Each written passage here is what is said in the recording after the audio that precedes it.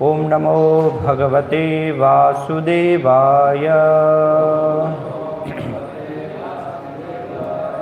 ओम नमो भगवते वासुदेवाय।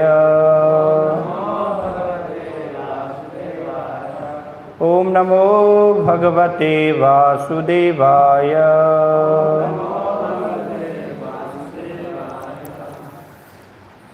श्रीमद्भागवतम स्कंद 4 अध्याय 12 ध्रुव महाराज का भगवान के पास जाना। श्लोक संख्या 30। तदा उत्तानपदः पुत्रः ददर्श अन्तकम् आगतं मृत्युः मूर्धिन् पदं दत्वा आरुरोह अद्भुतं गृहम्। तदुत्तानपदः पुत्रो ददर्शान्तकमागतं मृत्योर्मूर्धिन् पदं दत्वा आरुरोहाद्भुतं गृहम्। तदा तब उत्तानपदः राजा उत्तानपाद के पुत्रः पुत्र ने ददर्श देखा अंतकम साक्षात मृत्यु को आगतम आया हुआ मृत्यु मूर्धिन मृत्यु के सिर पर पदम पांव दत्वा रखकर आरुरोह चढ़ गए अद्भुतम आश्चर्यमय गृहम विमान में जो भवन के तुल्य था। अनुवाद तथा तात्पर्य श्री श्रीमद्भय चरणारविंद भक्ति वेदांत स्वामी श्रील प्रभुपाद के द्वारा। जब ध्रुव महाराज उस दिव्य विमान में चढ़ने जा रहे थे तो उन्होंने साक्षात काल मृत्यु को अपने निकट आते देखा, किंतु उन्होंने मृत्यु की परवाह नहीं की। उन्होंने इस अवसर का लाभ उठाकर काल के सिर पर अपने पांव रख दिए और वे विमान में चढ़ गए, जो इतना विशाल था कि जैसे एक भवन हो। तात्पर्य एक भक्त तथा अभक्त के देहांत को एक जैसा समझ लेना सर्वथा भ्रामक है। जब ध्रुव महाराज उस दिव्य विमान में चढ़ रहे थे तो उन्होंने एकाएक मृत्यु को अपने पास आते देखा, किंतु वे भयभीत नहीं हुए। मृत्यु उन्हें कष्ट दिए जाने के बदले उन्होंने मृत्यु की उपस्थिति का लाभ उठाया और उसके सिर पर अपने पांव रख दिए। अल्पज्ञानी लोग भक्त तथा अभक्त की मृत्यु के अंतर को नहीं जानते। इस संबंध में एक उदाहरण प्रासंगिक होगा। बिल्ली मुंह से अपने बच्चे भी पकड़ती है और चूहों को भी। ऊपर से बच्चे तथा चूहों को पकड़ा जाना एक जैसा लगता है, किंतु ऐसा है नहीं। चूहे के मुंह से पकड़े जाने का अर्थ है उसकी मृत्यु, किंतु बच्चे का पकड़ा जाना बच्चे के लिए सुखकर होता है। जब ध्रुव महाराज विमान में चढ़ने लगे तो उन्होंने नमस्कार करने के लिए आई हुई मृत्यु का लाभ उठाया। वे उसके सिर पर पांव रखकर उस अनुपम विमान में, जो एक विशाल ग्रह की भांति था, चढ़ गए। भागवतम में ऐसे अनेक अन्य उदाहरण भी प्राप्त हैं। कहा जाता है कि जब कर्दम मुनि ने अपनी पत्नी देवहूति को समस्त ब्रह्मांड में घुमाने के लिए विमान की रचना की थी तो वह एक बड़े नगर जैसा था, जिसमें अनेक घर, सरोवर तथा उद्यान समाहित थे। आधुनिक वैज्ञानिकों ने बड़े बड़े वायुयान बनाए हैं, किंतु उनमें यात्री खचाखच भरे रहते हैं, जिससे उन्हें सभी तरह की असुविधा होती है। भौतिक विज्ञानी विमान के निर्माण में भी पूरी तरह दक्ष नहीं हैं।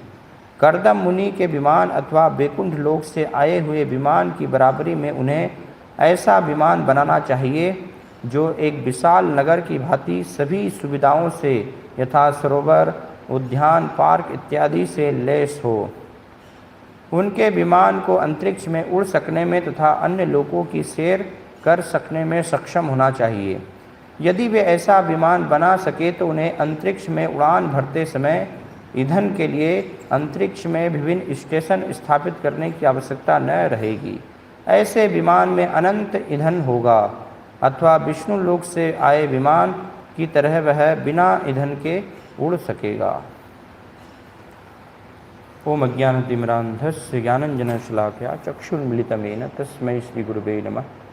श्रीचैतन्यमनोभीष्टं स्थापितं येन भूतले स्वयं रूपकदा मह्यं ददाति स्वपदान्तिकं। वन्देऽहं श्रीगुरो श्रीयुतपदकमलं श्रीगुरून् वैष्णवांश्च श्रीरूपं साग्रजातं सहगण रघुनाथान्वितं तं सजीवं साद्वैतं सावधूतं परिजनसहितं कृष्णचैतन्यदेवं श्रीराधा कृष्णपादान् सहगण ललिता श्रीविशाखान्वितांश्च। जय श्री कृष्ण चैतन्य प्रभु नित्यानंद श्री अद्वैत गदाधर श्रीवासादि गौर भक्तवृंद। हरे कृष्ण कृष्ण कृष्ण हरे हरे, हरे राम राम राम हरे हरे। हरे कृष्णा। श्रील प्रभुपाद इस तात्पर्य में दो विषयों के बारे में चर्चा कर रहे हैं। प्रथम विषय कि एक भक्त और अभक्त की जब मृत्यु होती है तो उन दोनों की मृत्यु में ऐसा लग सकता है कि दोनों एक ही जैसे हैं, लेकिन दोनों में ज़मीन आसमान का अंतर होता है। तो इस एक विषय के बारे में प्रभुपाद समझा रहे हैं। फिर दूसरा कि जो वैकुंठ लोक से विमान आया है तो किस प्रकार से वो विमान जो है एक विशाल नगर के समान है, जिसमें कि अनेक जो है महल है ना, बहुत सारे लोग, पार्क, उद्यान और सारी जो है जितनी भी सब सुविधाएं चाहिए वो सारी सब प्रकार की उसके अंदर ही सड़कें, गलियां, सब कुछ सारी सुविधाओं से वो ओत-प्रोत है। तो ऐसे दिव्य विमान के बारे में प्रभुपाद वर्णन कर रहे हैं। तो सबसे पहले प्रारंभ में श्रील प्रभुपाद जो है मृत्यु के बारे में वर्णन कर रहे हैं, क्योंकि जो मृत्यु है वो भगवान का ही एक रूप है। भगवान भगवद गीता में 9वें अध्याय में बताते हैं अमृतम च मृत्युम च, कि मैं अमृत भी हूँ और मैं ही क्या हूँ, मृत्यु भी हूँ। फिर 10वें अध्याय में भगवान वर्णन करते हैं मृत्यु सर्व हरश्चाहम, कि मृत्यु के रूप से मैं सब कुछ हर लेता हूँ, है ना।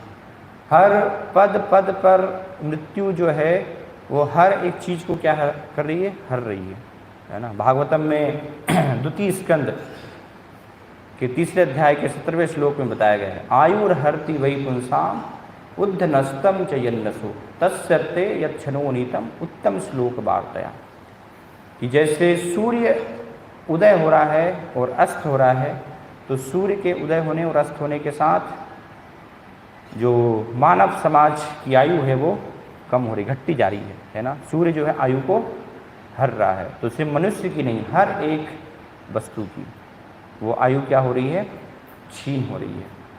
लेकिन जो अपना समय भगवान उत्तम श्लोक वार्तया, उनकी कथाओं की चर्चा में लगाते हैं, श्रवण कीर्तन में लगाते हैं, तो उनकी आयु जो है छीन नहीं होती है। तो इस भौतिक जगत में हम देखते हैं कि ये भौतिक जगत को मृत्यु जगत भी कहा जाता है ना। इसलिए हर एक व्यक्ति यहाँ पर क्या है, मृत्यु मुखी है ना, कि हम मृत्यु के मुख में क्या कर रहे हैं, प्रवेश कर रहे हैं, जा रहे हैं, है ना, अनायास।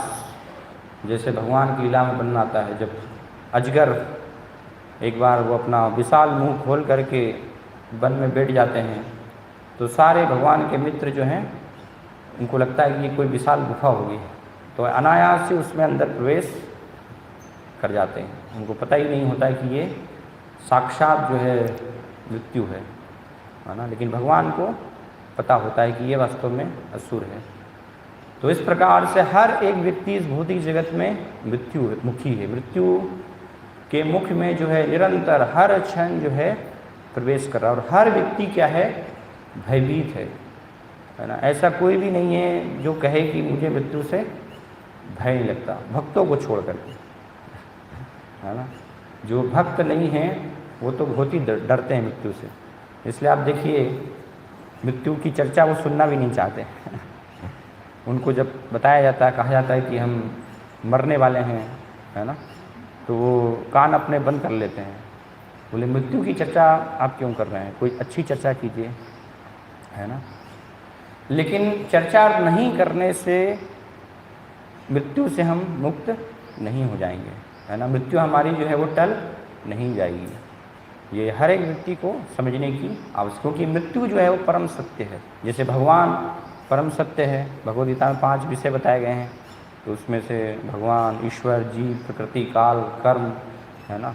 तो जैसे भगवान हैं, हम जीवात्माएँ एब्सोल्यूट ट्रूथ परम सत्य हैं, तो उसी प्रकार से काल भी क्या है, वो भी परम सत्य है ना।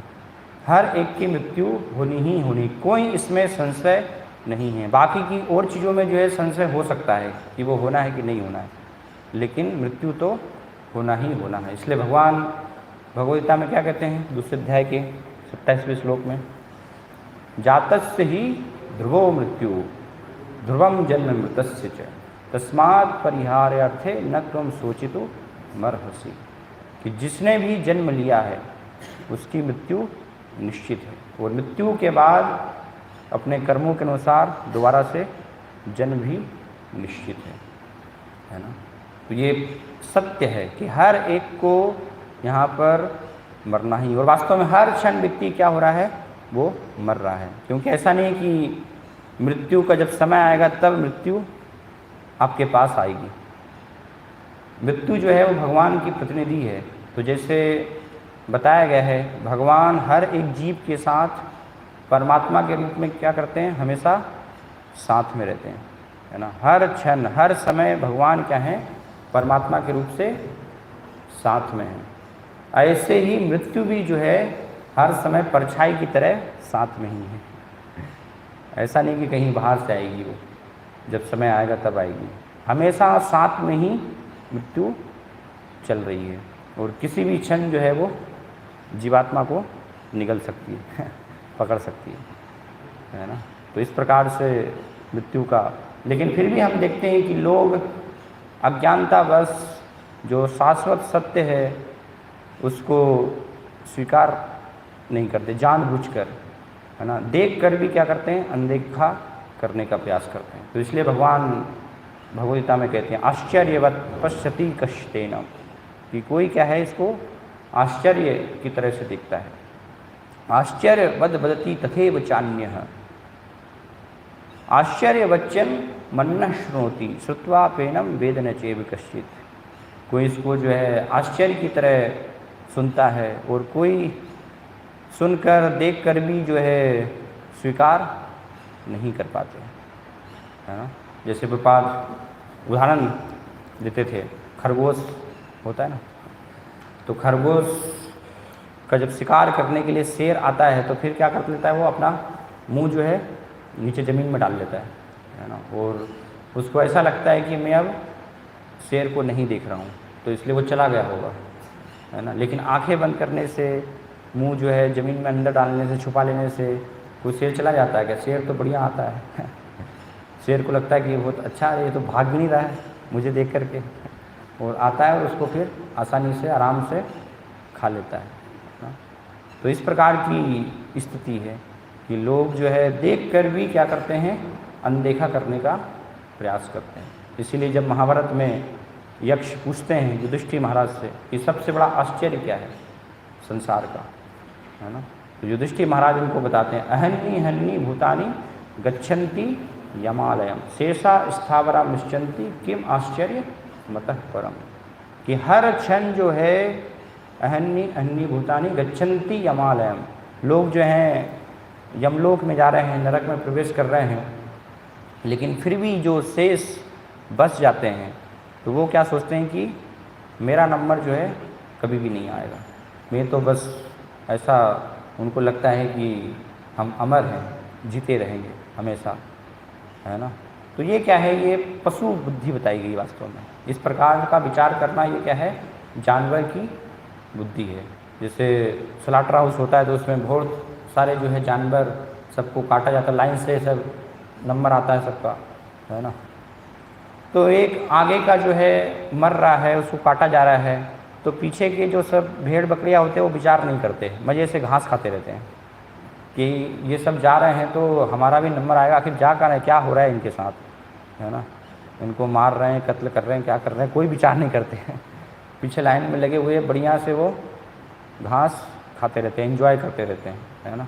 तो ऐसे ही मानव समाज की स्थिति, इसलिए वो पशु से तुलना की गई कि हम देख रहे हैं कि हर क्षण जो है हमारे सब परिवार में रिश्तेदार लोग, है ना, कितने सारे लोग जो हैं चले गए, कोई रहा हमारे साथ में, है ना, कोई भी नहीं है ना। हर व्यक्ति जो है समय के साथ मृत्यु के पास जा रहा है, लेकिन फिर भी हम बस मज़े से भोग करते रहते हैं, है ना, एंजॉय करते रहते हैं, ऐसे निश्चिंत होकर कि नहीं कि हमें तो मृत्यु जो है आएगी ही नहीं। तो ये वास्तव में बहुत बड़ा आश्चर्य और अज्ञानता एक प्रकार से इसको हम कह सकते हैं बताया गया है वो इस भौतिक जगत में, कि साथ में ही है मृत्यु, लेकिन फिर भी हम उसको नज़रअंदाज कर रहे हैं। तो ये बहुत बड़ी मूर्खता। और एक जीवन नहीं है, ऐसे बार बार बार बार जीवन होता है, हर जीवन में हम उसको स्वीकार नहीं करते, नज़रअंदाज करते रहते हैं। और लोग कभी स्वीकार करते भी हैं तो वो केवल ऊपरी तौर पर कि हाँ ठीक है, हमें पता है मृत्यु होनी है, लेकिन जब आएगी तब देखा जाएगी, उसकी अभी चिंता क्यों करनी है ना।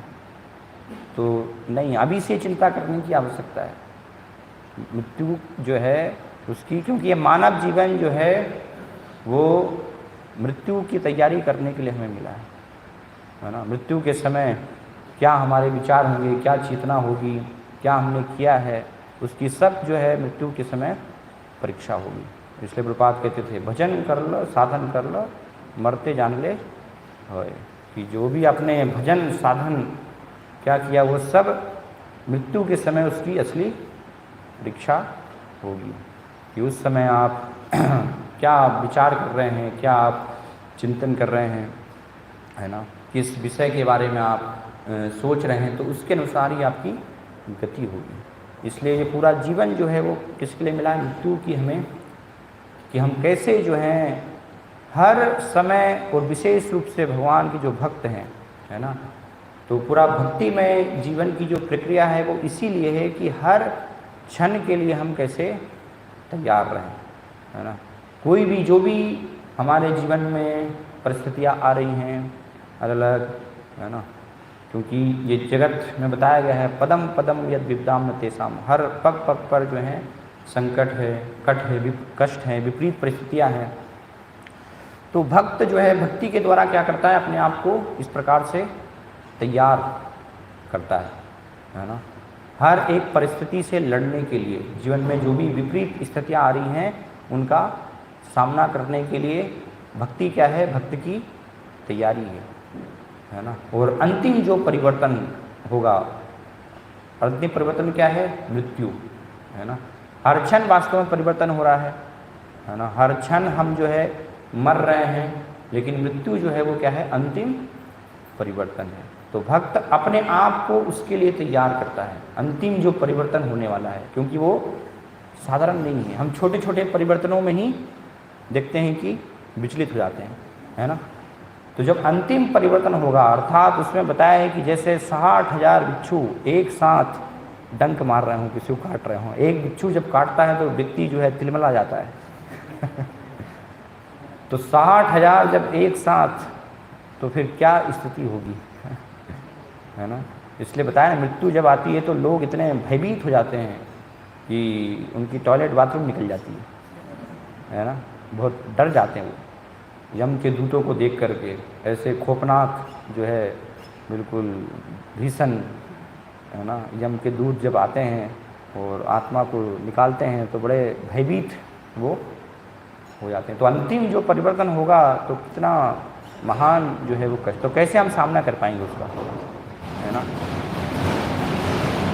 जब छोटी छोटी विपरीत परिस्थितियों में ही हम विचलित हो जाते हैं। तो इसलिए भक्ति क्या है, भक्ति जो है अभ्यास है, जिससे कि हर परिस्थिति का हम जो है भक्तिमय जीवन में भी, और जो मृत्यु होगा तो उसका भी हंस करके पूरी प्रसन्नता के साथ, और प्रसन्नता के साथ नहीं, भगवान की कृपा मान करके, है ना। ये वास्तव में भगवान की कृपा है। भगवान, हर भक्त हर चीज़ को भगवान की कृपा मानता है। वो दुख को भी कृपा मानता है, सुख को भी भगवान की कृपा मानता है। सुख को तो सब लोग मानते ही हैं, ये भगवान की कृपा है, लेकिन दुख को नहीं मानते। लेकिन भक्त क्या है, दुख को भी कृपा मानता है कि ये भी भगवान की कृपा है। तो इस प्रकार से भक्ति जो है वो तैयारी है, ये हर परिस्थिति से लड़ने के लिए। और इसके लिए अगर हम तैयार नहीं हुए हैं तो फिर क्या भक्ति की हमने, है ना। जैसे डॉक्टर है, कोई मेडिकल डॉक्टर करता है, तो फिर उसको सब जो है तैयारी की जाती है, सिखाया जाता है सब कि कैसे जो है आपको बीमारी से लड़ना है, उसका सामना करना है ना। क्योंकि अधिकतर हम देखते हैं बड़े घबराए हुए लोग आते हैं, है ना। देखा नहीं आपने, वो भाग के बेड पर लिटा, ऐसे बिल्कुल कि इमरजेंसी सिचुएशन है। हर सिचुएशन को इमरजेंसी सिचुएशन बना करके हॉस्पिटल में प्रवेश करते हैं। सारे माता पिता, रिलेटिव सब रो रहे होते हैं, घबराए हुए होते हैं, है ना। पता नहीं बचेगा कि नहीं बचेगा, ये है। तो हॉस्पिटल में ले जाते हैं, बिल्कुल तुरंत ऑपरेशन थिएटर में बचा लीजिए इनको, जो है बच्चा बहुत गंभीर है स्थिति इनकी, है ना। एम्बुलेंस भी ऐसे हार्न बजाती हुई जाती है जैसे लगता है बहुत गंभीर स्थिति होगी, भले ही आरामदायक स्थिति हो। तो अगर वहाँ पर जो है सब लोग रो रहे हैं, सारे रिलेटिव्स हैं, सारे रिश्तेदार हैं, और मरीज़ की भी पता लगे एक्सीडेंट हुआ है, बड़ी खतरनाक स्थिति है ना, तो डॉक्टर भी अपना सिर पकड़ ले, वो भी रोने लगे, तो फिर कैसी स्थिति होगी, है ना। फिर क्या बोलेंगे लोग, अरे डॉक्टर किस लिए बने हो भाई, तुम ही खुद ही जो है विचलित हो गए ये स्थिति को देखकर। तो डॉक्टर वो किसी भी स्थिति में क्या करना है, विचलित नहीं होना है। कितनी भी खतरनाक बीमारियों कुछ भी हो जाए, है ना, उसके हाथ नहीं कांपने चाहिए, है ना। भले ही कितना ही चिल्लाता रहे मरीज, तो भी उसको जो है चीर फाड़, है ना, ऑपरेशन, उसको सिलाई सब करनी है शांत होकर के। तो ये डॉक्टर की फिर क्या है, वो तैयारी है कि उसने अच्छे से जो है तैयारी की है, अनुभव लिया। अगर वही घबरा गया तो फिर उसने क्या तैयारी की, है ना, कुछ भी तैयारी उसने नहीं की। इसी प्रकार से हम देखते हैं जब आग लगती है ना, तो जो फायर ब्रिगेड के लोग होते हैं उनको पूरा ट्रेनिंग दी जाती है ना। तो हमेशा वो तैयार बिल्कुल रहते हैं। जैसे ही फ़ोन पहुंचता है वहाँ पर तो बिल्कुल तैयार रहते हैं, तुरंत निकलना है। उनको पता है कि फ़ोन आएगा तो इसलिए आएगा कि आग लग गई, आ जाओ जल्दी से ऐसा नहीं कि कोई दूसरी कोई वहाँ पर सूचना देगा उनको। तो हमेशा वो तैयार रहते हैं, है ना, कि कहाँ आग लगे, है ना। मतलब ऐसा नहीं कि उनकी इच्छा होती है आग लगी जाए लेकिन कहना है मतलब कि तैयार रहते हैं बिल्कुल, जैसे ही लगेगी वैसे ही, वो कितनी ही भीषण भयानक क्यों ना हो। तो उसमें उनको ट्रेनिंग होती है कि फिर वो उसको बुझाने का प्रयास करें, उसको शांत करने का प्रयास करें। क्योंकि बाकी के लोग तो सब घबराए हुए रहते हैं। अगर आपके घर में आग लग जाए तो आपको पता ही नहीं अब क्या करना है, सारे होश खो बैठेंगे, आप तो कैसे बुझाएं, क्या करें, भागेंगे इधर उधर, है ना, चिल्लाएंगे। देखते हैं ना, आग जब लग जाती है तो बड़ा लोग घबराते हैं है ना। लेकिन वो जो है फायर ब्रिगेड के लोग, उनको ट्रेनिंग होती है ना, तो वो कितनी भी हो उसको शांति से हैंडल करते हैं, उसको बुझाने का। अगर वही घबरा जाए, है ना, अरे आग लगी है, सब घबराएं, वो भी घबरा जाए, तो फिर क्या होगा, फिर किसकी आपने ट्रेनिंग ली, किसका जो है अभ्यास किया फिर। तो ऐसे ही भक्त जो है, भक्ति क्या है, हर एक विपरीत परिस्थिति को सम रह करके कैसे उसको भगवान की कृपा मान करके स्वीकार करना है। ऐसा नहीं कि बस कुछ छोटी छोटी स्थिति, अरे क्या हो गया, ऐसा कर दिया, ये हो गया, ये हो गया, है ना, हम उसमें जो है विचलित हो जाएं, परेशान हो जाए, तो वो वास्तव में फिर भक्त से आशा नहीं की जाती। अगर आप छोटी छोटी स्थिति में विचलित हो गए तो फिर आप क्या ट्रेनिंग ले रहे हैं, क्या फिर आप जो है भक्ति कर रहे हैं, है ना। जैसे आज अभी पता लगे कि क्लास के बाद प्रसाद नहीं है, पता है ना सबको, आज प्रसाद नहीं बनाया है, तो हो सकता है कोई हम बड़े विचलित हो जाएं, अरे प्रसाद क्यों नहीं बनाया है, क्या बिना प्रसाद के कैसे काम होगा, सब सेवा होगी, है ना। बड़े विचलित जो है हम हो जाएंगे, है ना। ठीक है, भगवान की इच्छा है, भगवान की कृपा है ना। आज नहीं है तो भगवान की इच्छा से हम उपवास रखेंगे, लेकिन ऐसा नहीं कि जो है जानबूझकर आलसी के कारण हम जो है भक्तों के लिए बनाए नहीं तो वो अलग बात हो जाएगी।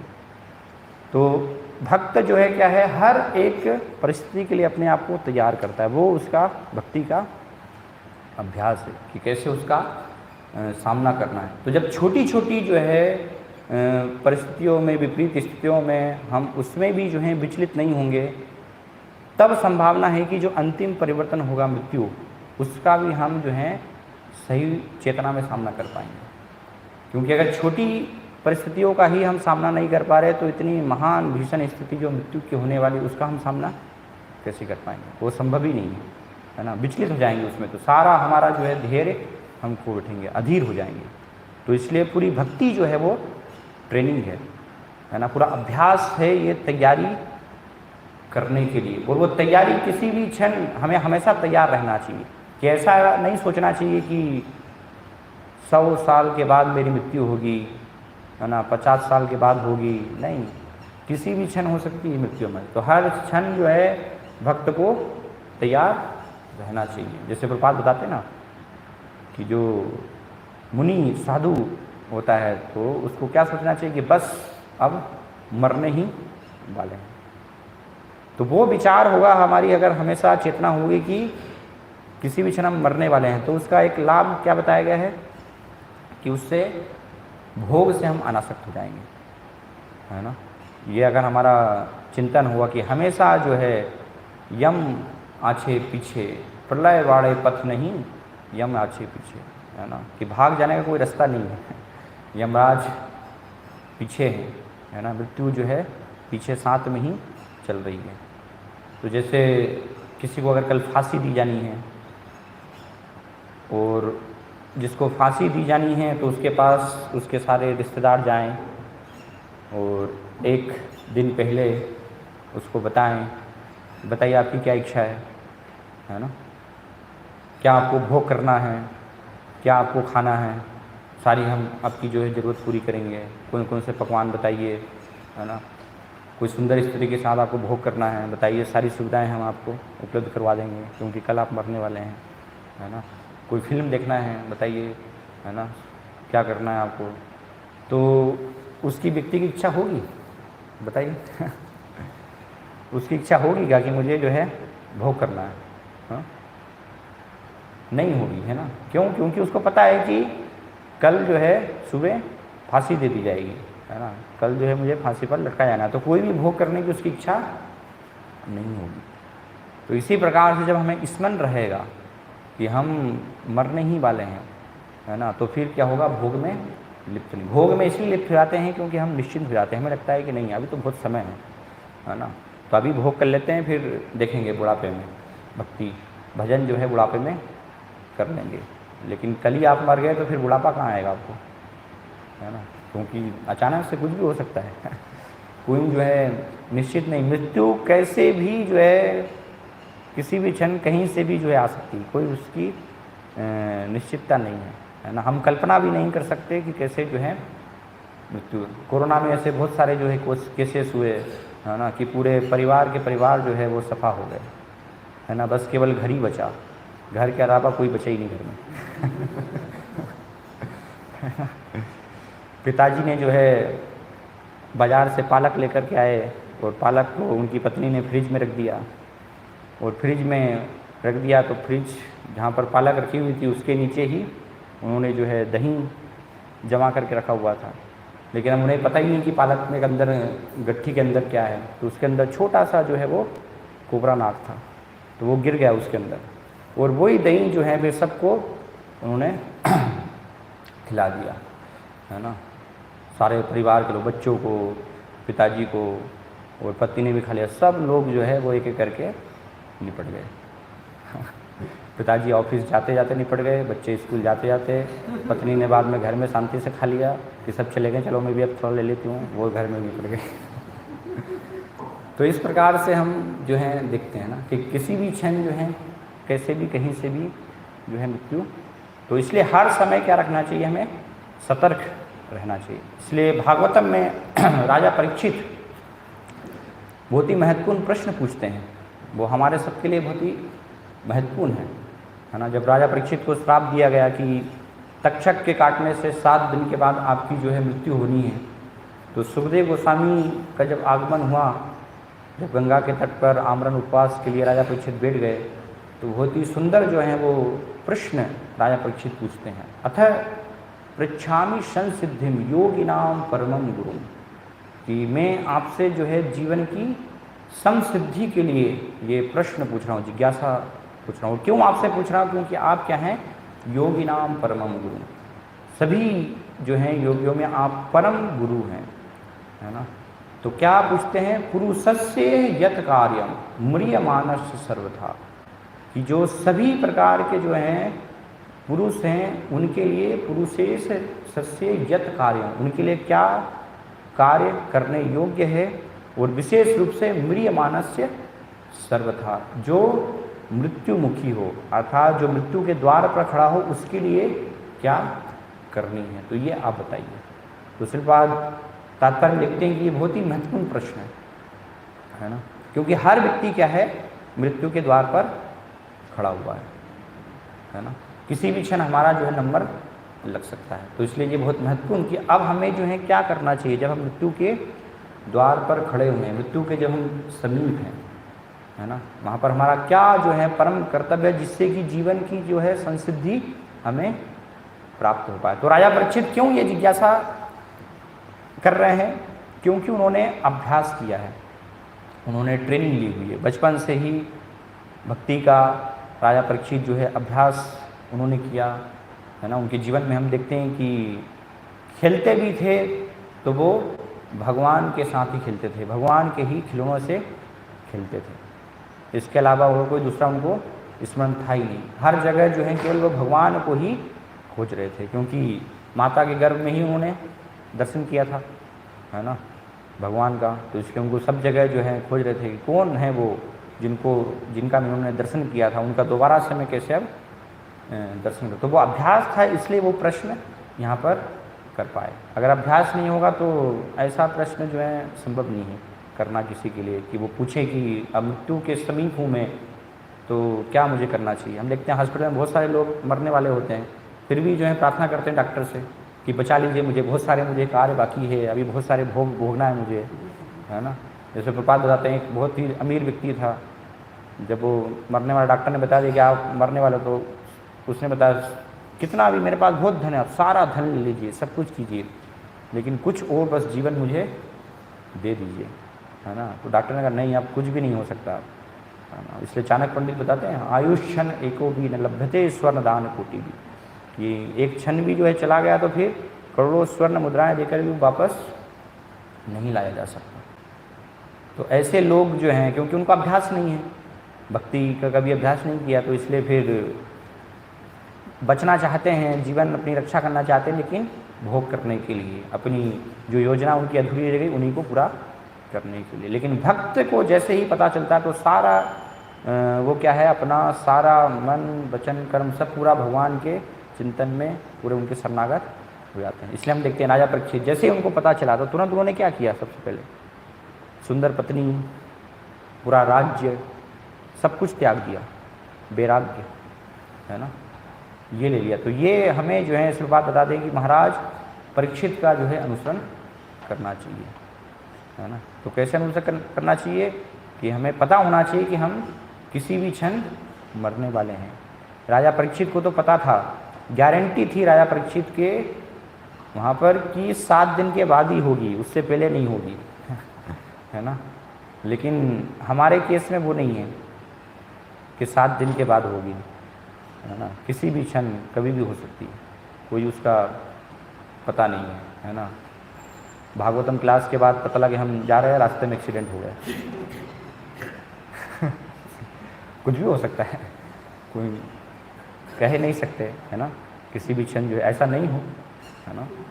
हम सभी जो हैं भगवान की सेवा करते रहें, तो लेकिन हमें तैयार रहना चाहिए कि कुछ भी हो सकता है। तो सारी आसक्ति राजा परीक्षित ने क्या की? त्याग दी। और उनको वास्तव में भय नहीं था, है ना। तो एक भक्त जो होता है वो क्या होता है, उसको मृत्यु का भय नहीं होता है। बाकी सभी जो हैं भयभीत रहते हैं, है ना। हर व्यक्ति जो है मृत्यु से डरता है, लेकिन भक्त किसी भी स्थिति में मृत्यु से नहीं डरता। इसलिए हम देख रहे हैं ध्रुव महाराज कि ध्रुव महाराज जब विमान पर अभी चढ़ रहे हैं तो वहाँ पर स्वयं मृत्यु जो है आई है। तो मृत्यु किस लिए आई, उनको ले जाने के लिए नहीं, क्योंकि भागवतम के 6वें स्कंद में बताया गया है यमराज ने स्वयं अपने दूतों को आदेश दिया है कि भूल कर भी गलती से कभी जिनके माथे पर तिलक हो, जिनके गले में कंठी माला हो, जो वैष्णव हो, है ना, कभी गलती से मत जाना उनके पास, है ना, उनको छूना भी मत।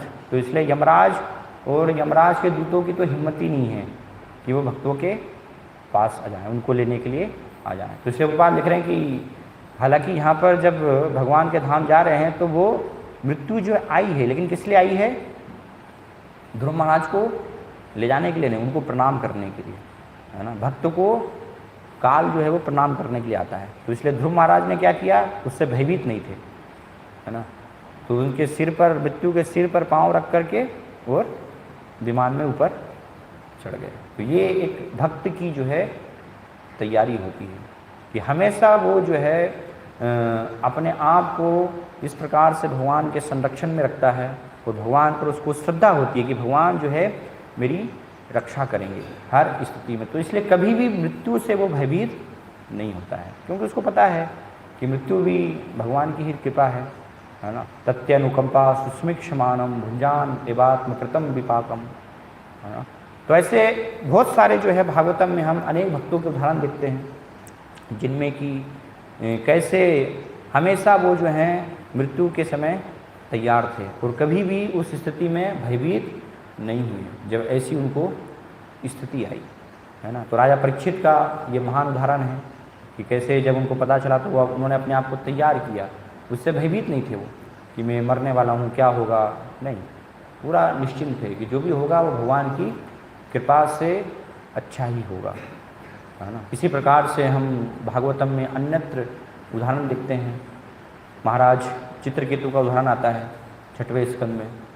तो चित्रकेतु जब महाराज वो जो है विमान में बैठ करके और विद्याधरों के साथ भ्रमण कर रहे थे और भ्रमण करते करते शिव जी यहाँ पर कि पार्वती जी को अपनी गोद में लेकर के और सबको कथा कर रहे हैं, तो वहाँ जब जाते हैं, है ना, और जा कर के एक प्रकार से थोड़ा सा हंसी मजाक करते हैं शिव जी से, है ना, कि शिव जी कितने महान हैं, है ना। शिव जी ही ऐसे महान हो सकते हैं कि ऐसे ऋषि मुनियों की सभा में भी पार्वती जी को जो है गोद में बिठाकर और ये कथा कर रहे हैं, है ना। लेकिन उनको पता नहीं था कि अगली ही घड़ी क्या होने वाला है ना। वो तो सोच रहे थे कि बहुत अच्छी, लेकिन अगले ही क्षण पूरी स्थिति जो है पलट गई, है ना। पार्वती जी ने उनको श्राप दे दिया, है ना, कि बेटा तुम जो है अब इसी योग्य हो कि तुम वृत्तासुर, असुर का जो है रूप लो, असुर योनि में जाओ। तो उससे जो है विचलित नहीं हुए, क्योंकि भक्त थे भगवान के, है ना, भगवान का उन्होंने दर्शन किया था, तो इसलिए ठीक है, उसको जो है पार्वती जी के श्राप को उन्होंने स्वीकार किया, उसको प्रणाम किया। ये भगवान की ही जो है योजना है, भगवान की ही ये क्या है, कृपा है ना। और सहर्ष स्वीकार, इसलिए फिर बाद में जब वो चले गए उसको स्वीकार करके, तो फिर शिव जी जो है पार्वती जी को बताते हैं कि देखिए आपने भक्तों की महिमा, कि भगवान के जो भक्त होते हैं तो वो किसी भी स्थिति में मृत्यु से, किसी भी स्थिति से डरते नहीं है। नारायण परा सर्वे न कुतश्चन बिभ्यति स्वर्गा अपवर्ग नरकेशु तुल्यार्थ अपि दर्शिना, कि हर एक स्थिति को, चाहे स्वर्ग हो नरक हो, उसको एक समान वो मानते हैं। ये हम देखते हैं ध्रुव महाराज और चित्रकेतु महाराज के उपाख्यान में कि वो भयभीत नहीं थे। फिर गजेंद्र भागवतम में वर्णन आता है ना, गजेंद्र का वर्णन 8वें स्कंद में, कि गजेंद्र जब जो है समस्या में पड़ गए, पहले तो माया के भ्रमित होकर के परिवार, पत्नी, बच्चों के साथ खूब जो है उन्होंने सरोवर में आनंद भोग किया, लेकिन जब घड़ियाल ने जो है, मगरमच्छ ने उनका पैर जो है पकड़ लिया और कई समय तक जो है द्वंद्व चला वहाँ पर, उन्होंने प्रयास किया छूटने के लिए, है ना। तो उसके बाद लेकिन फिर उनको समझ में आया। तो बहुत ही सुंदर फिर गजेंद्र जो हैं स्तुति करते हैं, है ना। गजेंद्र क्या कहते हैं, नमामि में ज्ञात आतुरम गजाह कतः करिण्य प्रभवन्ति मोचितुम ग्राहेण पासेन विधातुरावृतो अप्यहम चतम यामि परम परायण। तो गजेंद्र उनको जो है साक्षात्कार हुआ, वो कह रहे हैं कि न मामि में ज्ञात आतुरम गजाह। जब समस्या में पड़ गए तो विचार कर रहे हैं कि जो ज्ञात है आतुरम अर्थात मेरे जो सब मित्र हैं और रिलेटिव्स हैं, संबंधी, वही जब ऐसी स्थिति में मेरा साथ छोड़ करके चले गए हैं, तो फिर कुतः करिण्य, करिण्य अर्थात पत्नियाँ, मेरी पत्नियाँ क्या साथ देंगी, वो मेरी क्या रक्षा करेंगी जब मेरे मित्र और संबंधी ही चले गए हैं। तो इसलिए गजेंद्र को कतः करिण्य प्रभवन्तु मोचितुम, अपनी पत्नियों से कोई आशा नहीं थी कि वो मेरी रक्षा करेंगी। तो इसलिए फिर उन्होंने क्या किया, ग्राहेण पासेन विधातुरावृतो, क्योंकि उनको साक्षात्कार हुआ कि ये जो ग्राह्य है मगरमच्छ, इसने मुझे पकड़ा है, तो वास्तव में ये भगवान की ही कृपा है, भगवान की ही योजना है, विधातुरावृतो, है ना। तो इसलिए फिर उन्होंने क्या किया, अप्यहम चतम यामि परम परायणम, जो ब्रह्मा शिव आदि देवताओं को भी जो हैं शरण देने वाले हैं, उनकी रक्षा करने वाले हैं, तो मुझे उनके परायण होना चाहिए, मुझे उनकी शरण ग्रहण करना चाहिए, क्योंकि एकमात्र जो भी स्थिति होगी वो ही मेरी रक्षा कर सकते हैं। अगर उनको रक्षा करना है तो रक्षा करेंगे, उनको मारना है तो वो इस प्रकार से मारेंगे। तो पूरा इस स्थिति के लिए तैयार थे, है ना। ऐसी स्थिति में इसी प्रकार से हम नारद जी के जीवन में भी देखते हैं भागवतम में कि जब उनकी माता का देहांत हो गया और छोटे से जो है बालक थे, तो उन्होंने भी ऐसी विपरीत स्थिति को जो है भगवान की कृपा के रूप में ही लिया। जिससे नारद जी कहते हैं तदा तदह मीशस्य भक्तानाम समभीप्सित अनुग्रह मन्यमान प्रातिष्ठम दिशमुत्तराम, कि जब उनकी माता का देहांत हो गया और छोटे से अभी जो हैं वो बालक ही थे, तो उन्होंने इसको क्या माना, ये भगवान की योजना है, भगवान की ही कृपा से वास्तव में हो रहा है। तो इसलिए अनुग्रह मन्यमान, भगवान की कृपा मान करके और प्रातिष्ठम दिशमुत्तराम, उत्तर दिशा की ओर वो जो है प्रस्थान कर गए। तो ये भक्तों का जीवन होता है कि हर एक स्थिति को वो भगवान की कृपा के रूप में और मृत्यु को भी ऐसे स्वीकार करते हैं। फिर भागवतम में ही 9वें स्कंद में हम देखते हैं महाराज अम्बरीश के उपाख्यान से कि जब दुर्वासा मुनि ने अपने एक बाल को तोड़ करके और एक कृतिका उत्पन्न कर दी, और कृतिका जो है वो असुर पूरा महाराज अम्बरीश को निगलने के लिए आया, है ना। तो महाराज अम्बरीश जो है एक कदम भी उन्होंने पीछे नहीं हटाया, ना ही थोड़ा सा भी वो भयभीत हुए, है ना, वहीं पर खड़े रहे, क्योंकि ठीक है उनको पता था अगर भगवान की ये इच्छा है तो ठीक है, मृत्यु जो है मुझे ले जाएगी, है ना, कोई समस्या नहीं है। क्योंकि प्रपाद यहाँ पर उदाहरण दे रहे ना, एक भक्त के लिए क्या है, वो कैसी स्थिति है, बहुत ही सुंदर प्रपाद ये बार बार उदाहरण देते थे, है ना, कि भक्त और अभक्त के लिए मृत्यु क्या होती है ना। इसलिए अभक्त जो है वो भयभीत हो जाता है। उदाहरण दिया जैसे चूहा और बिल्ली का यहाँ पर उदाहरण दिया, बिल्ली चूहे को अपने मुंह में पकड़ती है, तो चूहे के लिए क्या है, वो मृत्यु है ना, पूरा भयभीत उसका चूहे का जो है कचुम्बर बन जाता है लेकिन वही बिल्ली अपने मुंह से अपने बच्चे को पकड़ती है। तो ऐसे भक्त, ऐसा नहीं कि भक्त की मृत्यु नहीं होती, कई बार लोग प्रश्न पूछते हैं ना, क्या आप भक्त हैं तो आपकी मृत्यु नहीं होगी क्या, है ना। तो भक्त भी मरेंगे, क्योंकि शरीर जो है तो शरीर तो नष्ट होना ही है, लेकिन अंतर है ना। जो कर्मी ज्ञानी है ना, सब ऐसे लोग जो हैं भौतिकतावादी, वो सब लोग जब मरते हैं, है ना, तो यम के लोग जाते हैं, है ना, उनके इस प्रकार से जैसे चूहे के प्राण निकलते हैं ऐसे उनके प्राण निकलते, बार बार पुनः पुनः जन्म मृत्यु के चक्र में आते हैं, है ना। लेकिन भक्त क्या है, बिल्ली जब अपने बच्चे को ले जाती है तो एक स्थान से ले जा करके उसको दूसरे स्थान पर आराम से बिठा देती है, ऐसी स्थिति होती है। तो मृत्यु भी क्या करती है, भक्त के पास आती है, और भक्त जो है उसके सिर पर पैर रख के उसके सिर पर बैठ करके वो उस मृत्युलिंग को ले जाती, कहाँ ले जाती है, त्यक्त्वा देहम पुनर्जन्म नेति मामेति स्वर्ग में, भगवान के धाम, दोबारा से उनका जन्म नहीं होता है ना। तो ये भक्तों की स्थिति बताए गए। तो इसलिए हम देखते हैं महाराज अम्बरीश जो हैं थोड़ा सा भी पीछे नहीं हटे। तो प्रपाद जो है बहुत ही सुंदर वहाँ पर तात्पर्य में जो हैं लिख रहे हैं महाराज अम्बरीश के बारे में। शुद्ध भक्त होने के कारण महाराज अम्बरीश ऐसे संकट में पड़कर भी न तो अपने स्थान से रंच भर हटे, नहीं भगवान से अपनी रक्षा करने के लिए प्रार्थना की। तो भक्त जो है भगवान से प्रार्थना भी नहीं करते हैं कि आप जो है मुझे बचाइए, ना ही भयभीत होते हैं, है ना। क्यों नहीं होते? क्योंकि प्रपाद यहाँ पर बता रहे हैं भक्त कभी अपनी मृत्यु से डरता नहीं, क्योंकि वह सदैव भगवान का ध्यान अपने कर्तव्य के रूप में करता है, किसी भौतिक लाभ के लिए नहीं। तो हमेशा वो तैयार रहता है, किसी भी स्थिति में डरता नहीं है ना। तो इसका अर्थ ये नहीं कि हम मृत्यु से जो है डरते नहीं तो ट्रेन के सामने आकर के खड़े हो जाएंगे, है ना।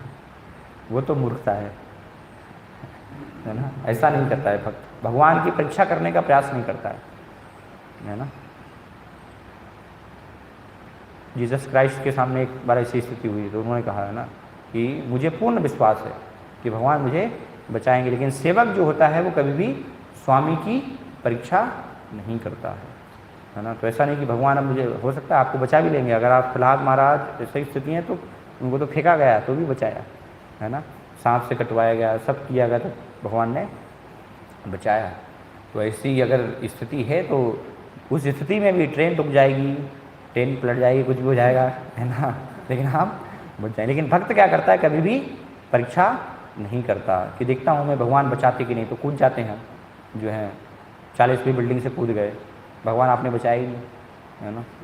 भगवान ने कहा बचाने के लिए मैंने बुद्धि दी, मूर्ख तुमको जो है मैंने तुमको बुद्धि के माध्यम से बताया मत कूदो, फिर भी मुझे नकार करके तुम जो है कूद गए, है ना।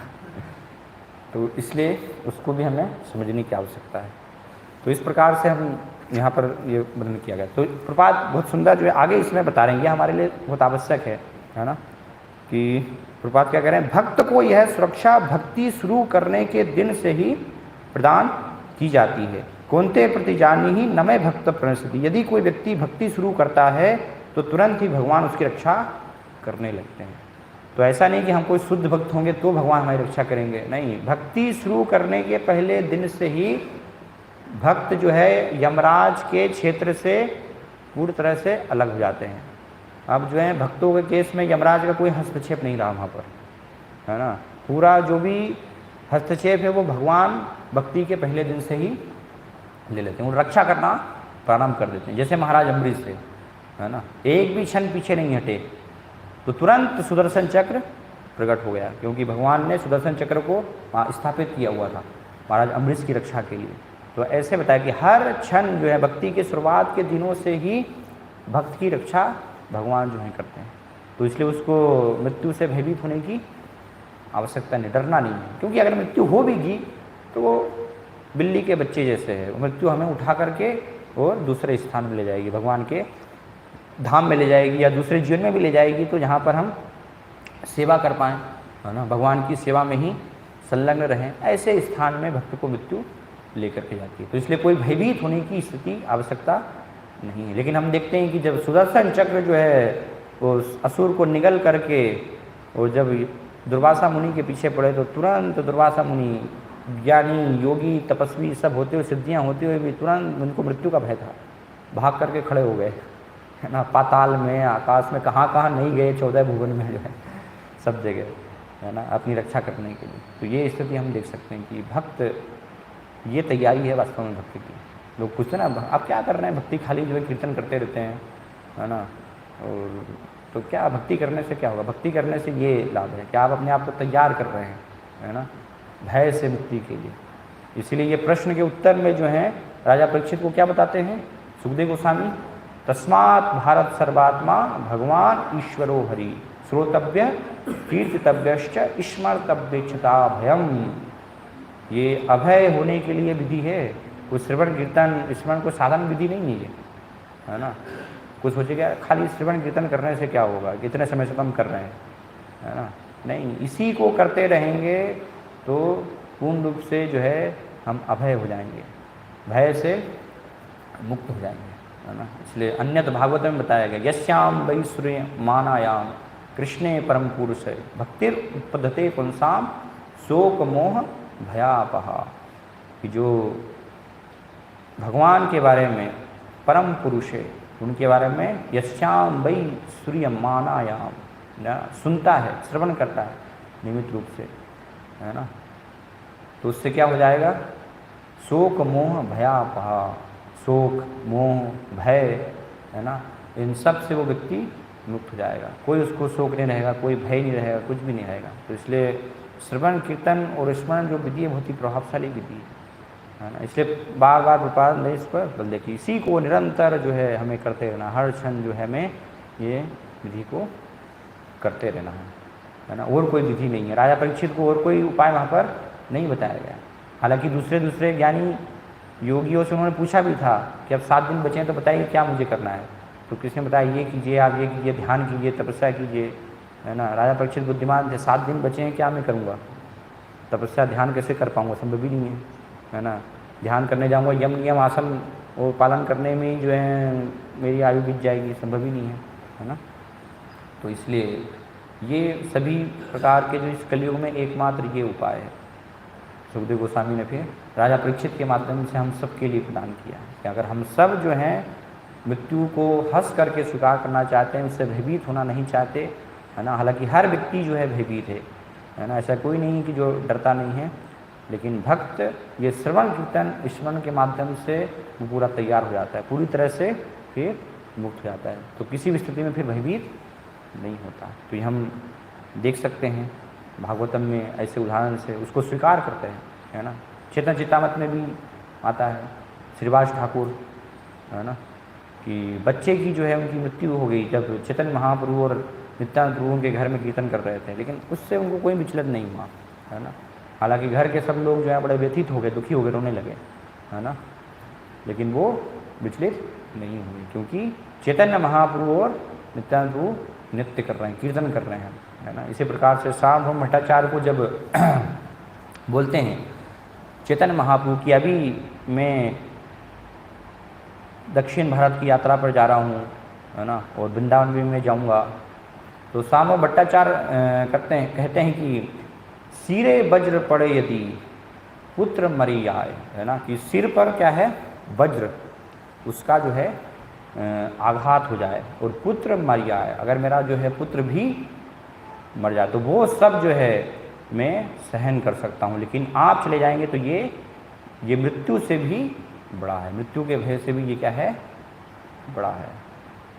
तार सही तुम्हारा विरह सहन नहीं आए, इस प्रकार से सार्वभौम भट्टाचार्य चेतन महाप्रभु को बताते हैं। तो ये भक्त की स्थिति हम जो है इस प्रकार से देखते हैं। तो ऐसे सब अनेक सारे भक्तों के उदाहरण हैं, चाहे वो कुंती महारानी हों, पांडव हों, है ना, वो हर समय जो हैं इस प्रकार से तैयार थे, भगवान के संरक्षण में थे, तो किसी भी स्थिति में भयभीत नहीं थे। इसलिए हमें भयभीत नहीं होना चाहिए, है ना, कि कैसे मृत्यु आएगी, क्या होगा, है ना। कई बार भक्त भी बड़ा भयभीत रहते हैं, है ना, पता नहीं वृंदावन में मृत्यु होगी, कहाँ होगी, तो वो सब हमें चिंता करने की आवश्यकता नहीं है ना, कि हमारी स्थिति भी भीष्म पितामह के जैसे हो कि भगवान बिल्कुल सामने खड़े हुए हैं, सब भक्त हैं, है ना, ऐसी स्थिति तो बिरले को ही मिलती है तो हमें वो कल्पना नहीं करना चाहिए कि हमारे साथ भी ऐसा ही होगा कि बिल्कुल चैतन्य महाप्रभु ने जैसे हरिदास ठाकुर को गोद में लिया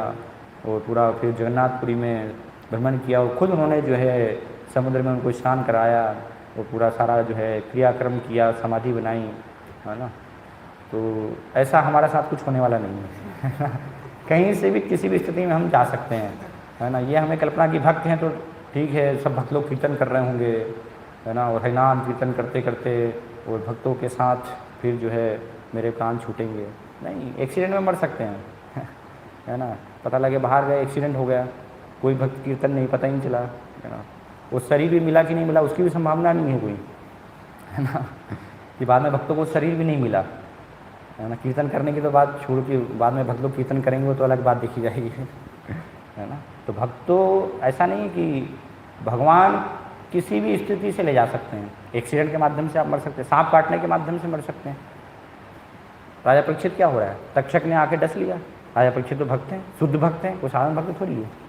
कोई सोचे कि नहीं उनको तो अच्छी स्थिति में, नहीं, तक्षक आया और काट के और इस प्रकार से आ गया। तो कुछ भी हो सकता है ना, नाक के काटने से, एक्सीडेंट में, किसी भी स्थिति में कैसे भी जो है मृत्यु हो सकती है। लेकिन ये अगर हमारी तैयारी है ना, तो हम चाहे वो कैसे भी हो उससे कोई फ़र्क नहीं पड़ता है, उससे हम हमारे जो है भक्ति में कोई अंतर नहीं पड़ेगा, है ना। अगर भक्ति पूरी अच्छे से हम कर रहे हैं, पूरा तैयार हैं, श्रवण कीर्तन में लगे हुए हैं, तो चाहे जैसे भी मृत्यु हो, चाहे वो वृंदावन में हो, भक्तों के साथ में हो, भक्तों के संग में हो, नहीं हो, अकेले भी हो, तो भी ऐसा नहीं कि उस प्रकार से होगा तो कोई भक्त नरक चला जाएगा, नहीं, है ना।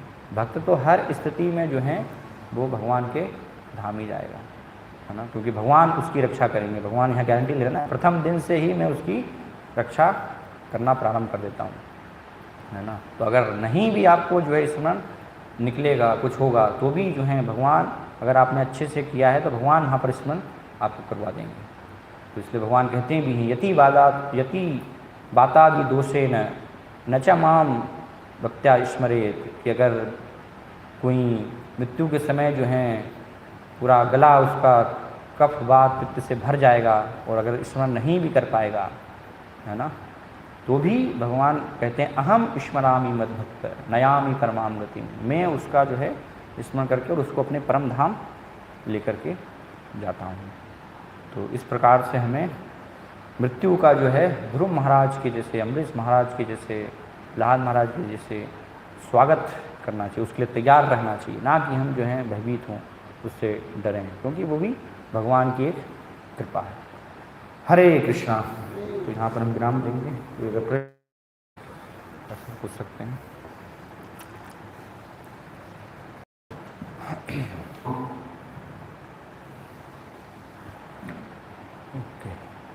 श्रीमद्भागवतम की जय, श्रील प्रभुपाद की जय।